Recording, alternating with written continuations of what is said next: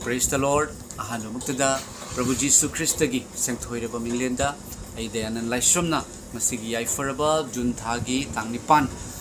ningthokaba numit ki numidang asida ahingba Ishwar gi larik tagi Holy Bible tagi Ishwar gi wahai Prabhu Jisu gi wahai kharadang pathokserage mayam pathoksagadoribase Matthew panduk manga padatara mari dagi hauraga taraga taruk asifawada pathokserage yam nungsiba Ishwar gi wahai ni Naikoi taibang pan gi manga ni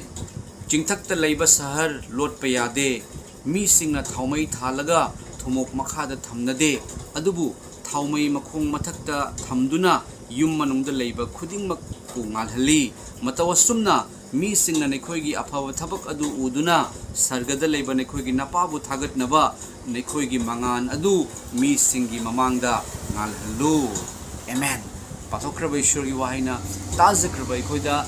heaven dagi oiba Ishwar gi ningthol lepak dagi oiba Ishwarna ikhoida thauchal blessing ado hen haitabi ko isun mayam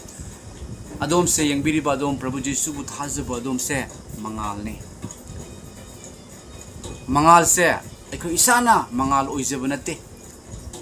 aikoi di matik chadabani aikoi miyoibadi soidaba landaba ngamdaba pap chenba aikoi ni adubu Jisu Kristana adom gi damakta lakpiduna shibibagi maramna adom gi pap kokpibagi maramna adom se Jisu Kristana hingatpagi maramna adom se mangalo hele maramdi Jisu na haikre you are the light of the world adom se taibang panbagi mangal ni jingthakta leiba sahar adu lot pe yaroi Naikoina afaba thabak taibang pan do naikoi gi afaba thabak adu uduna aikoi bu hingan biri base afaba thabak kini fattaba thabak kinate afaba thabak adu uduna Prabhu Jisu Christa kanano khangjadriba misingna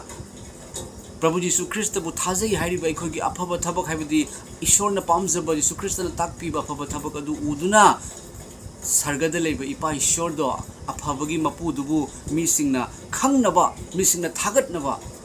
Aikoi mangal do thazaba aikoi mangal do misingi mamangda ngal hallu mayam aikoi da Ishwar na pibi ba mangal do ngal hallu haibani Ishwar na aikoi da already pibi rabani mayam maramaduna aikoi Jisu Christa kanano haibase aikoi uthok pinasi Prabhu Jisu Christa khangjadriba singda takthok minasi karamna awana tarabada mating pangbana awana gi damakta prayer tawbana minungsina yumlo na babu isama kumna nungsibana mibu kanbibana ikoi Jisu Krista ipa Ishwar gi nungsiba duga Yahoba ipa Ishwar kanano haibado ipa Ishwar gi thagat na bagi thagat pada matik chaba ipa gi thagat na bagi thogal tawminasi amasung ainasu awana tarabada mating pangjari base ipa Ishwar kanano haibado takthok na bagi ni thagat chari mayam takraba punama ku Ishwar na loine bi poison amen